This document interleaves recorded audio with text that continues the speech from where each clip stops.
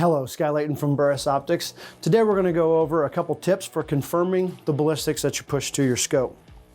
First things first, you want to turn on the scope and just make sure that it has the right name. So when you went in and set up your ballistic profile, you name that ballistic profile. You just want to make sure that when you go to the Bluetooth setting, it says whatever that you had put in there. And one thing I really like to do is I want to double check it before I start shooting. I'm going to go to the dope card for that ballistic profile. I'm going to look real quick at a distance downrange. I'm going to grab, say, 600 yards. 600 yards is saying 12.9. I'm going to dial the dial to 12.9, look in the scope, and it should say 600 yards. I like to do this at multiple distances just to confirm.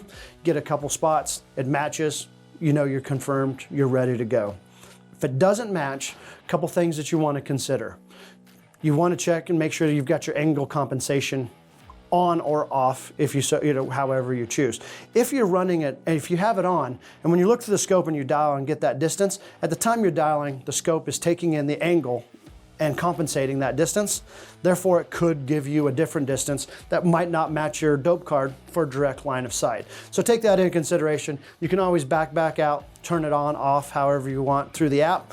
Or if you intend to have it on, make sure that your scope's set in level when you do that dial, then look into the scope and it should give you the corresponding distance. And the other option is your digital zero hasn't been set. It is imperative that once you've done the mechanical zero, set your zero stop, you go into the app and you push the digital zero.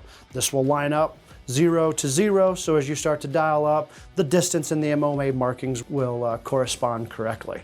For additional tips and tricks or any other information on the Veracity PH or other Burris products, please visit burrisoptics.com.